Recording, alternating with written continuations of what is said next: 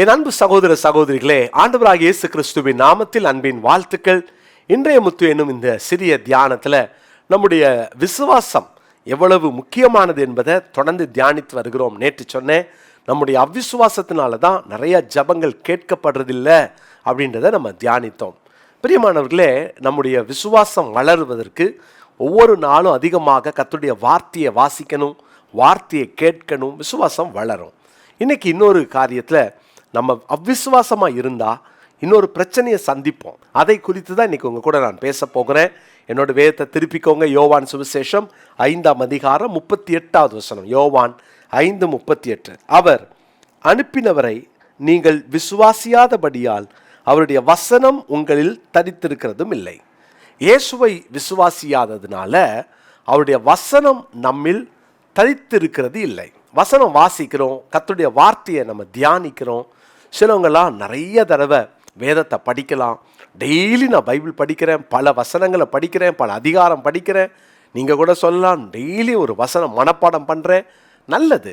ஆனால் எனக்கு அருமையான கர்த்தருடைய பிள்ளைகளே, உங்கள் தனிப்பட்ட வாழ்க்கையில் ஒவ்வொரு முறையும் அதிகமாக வேதத்தை வாசித்து வேத வசனத்தில் நீங்கள் வளரணும் அப்படின்னா இயேசுவை விசுவாசிக்கணும். இன்றைக்கி வசனம் உள்ளே இல்லாததுக்கு காரணம், உங்கள் பிரச்சனை வந்த உடனே, உங்கள் போராட்டம் வந்த உடனே, உங்கள் பிரச்சனைகளை நீங்கள் சந்திக்கும் போது உடனடியாக அதிலிருந்து வெளியே வருவதற்கு என்ன தீர்வை நீங்கள் பார்க்குறீங்க, எந்த சோர்ஸில் அந்த தீர்வை நீங்கள் அடைய விரும்புகிறீங்க யோசித்து பாருங்களேன். ஒரு பிரச்சனை வந்த உடனே, இல்லை ஒரு பண தேவை, உடனே யார்கிட்டையாவது கடன் வாங்கலாமான்னு ஒரு எண்ணம் வருதா? ஒரு வியாதி, உடனே எந்த டாக்டர், எந்த ஸ்பெஷலிஸ்ட் அப்படின்னு எண்ணம் வருதா?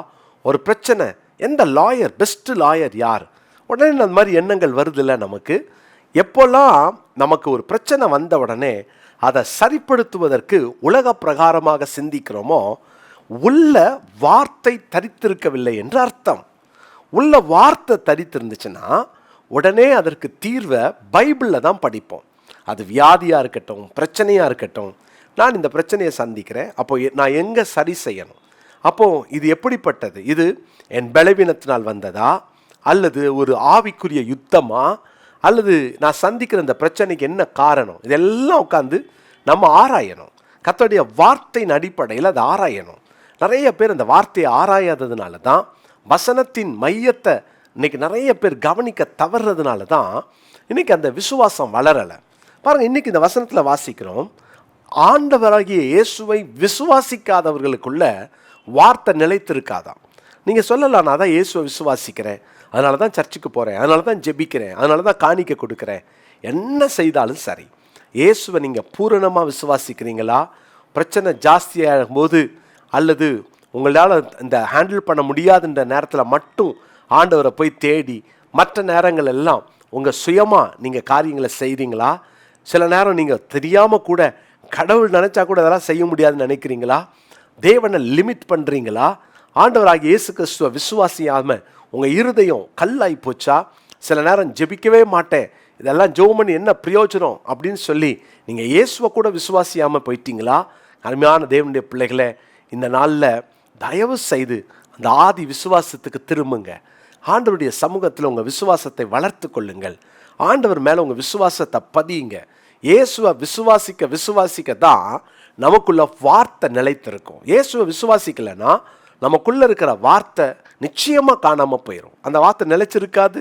பாருங்கள், அதனால தான் இயேசு மத்தேயு 13ஆம் அதிகாரத்தில் அழகான அந்த ஓமையில் அந்த வழி அருகே விதைக்கப்பட்ட அந்த விதைகள் எல்லாம் அந்த பட்சிகள் வந்து, ஆகாயத்து பட்சிகள் வந்து அதை பட்சித்து போட்டது என்று ஆண்டவர் அந்த ஓமையில் சொல்கிறார்.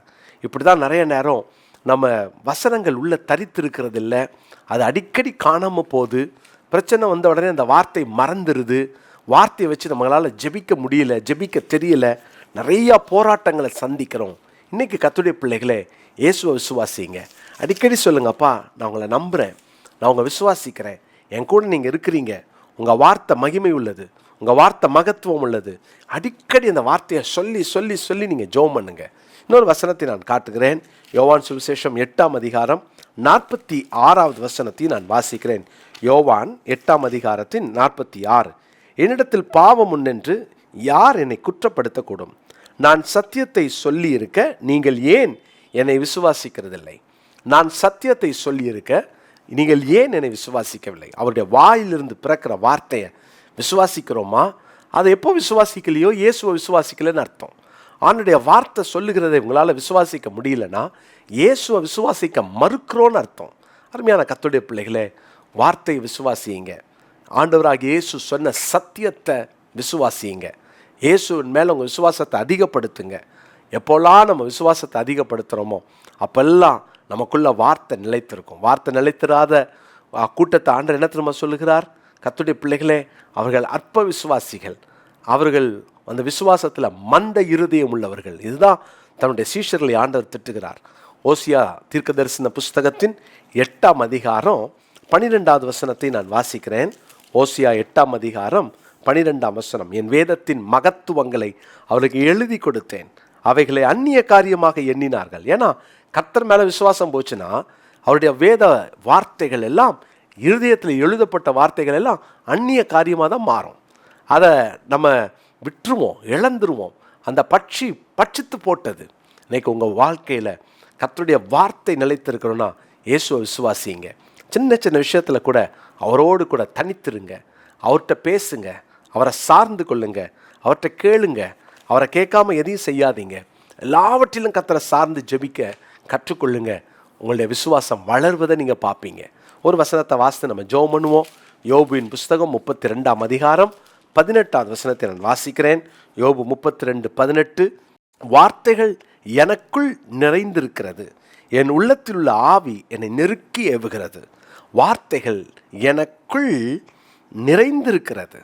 இன்னைக்கு இந்த அனுபவம் நமக்குள்ளே வரணும். வார்த்தைகள், கர்த்தருடைய வார்த்தைகள் நமக்குள் நிறைந்திருக்கட்டும். அவருடைய வார்த்தையினால் நிரப்பப்பட்டிருங்க. உங்கள் சிந்தை கர்த்தருடைய வசனத்தால் நிரப்பப்பட்டிருக்கட்டும். தேவனுடைய வார்த்தைக்கு மிஞ்சின சக்தி ஒன்றும் இல்லை. இயேசுவை விசுவாசிங்க, அவருடைய வார்த்தையை விசுவாசிங்க. அந்த வார்த்தை நிலைத்திருக்கும். அந்த வார்த்தை தான் நம்மளை பிழைக்க வைக்கும், விசுவாசத்தை அதிகப்படுத்தும். ஜெபிக்கலாமா? நல்ல தகப்பனே, அந்த வார்த்தைகள் எங்களுக்குள் நிலைத்திருக்கத்தக்கதாக நாங்கள் உம்மை விசுவாசிக்க வேண்டும் என்று எங்களுக்கு கற்றுக் கொடுத்தீர். அந்த வார்த்தையின்படியே நாங்கள் எங்களை அர்ப்பணிக்கிறோம். உம்மை பூரணமாய் விசுவாசிக்கிறோம். உங்கள் மேலே இருக்கிற அந்த விசுவாசம் இன்னும் வளரட்டும். ஆண்டவரே, நாங்கள் இன்னும் அதிகமாக உம்மை விசுவாசிக்க எங்களை அர்ப்பணிக்கிறோம். தாழ்த்தி உங்கள் கரங்களை ஒப்புக் கொடுக்கிறோம். இயேசு இரட்சகரின் நாமத்தில் ஜெபிக்கிறோம் நல்ல பிதாவே, ஆமென். பிரியமானவர்களே, இந்த நாளுக்குரிய மனப்பாட வசனத்தை குறித்துக் கொள்ளுங்க. யோபு 32:18. யோபு 32:18. இந்த வார்த்தை நம்முடைய வாழ்க்கையின் அனுபவமாய் மாறுவதாக. God bless you.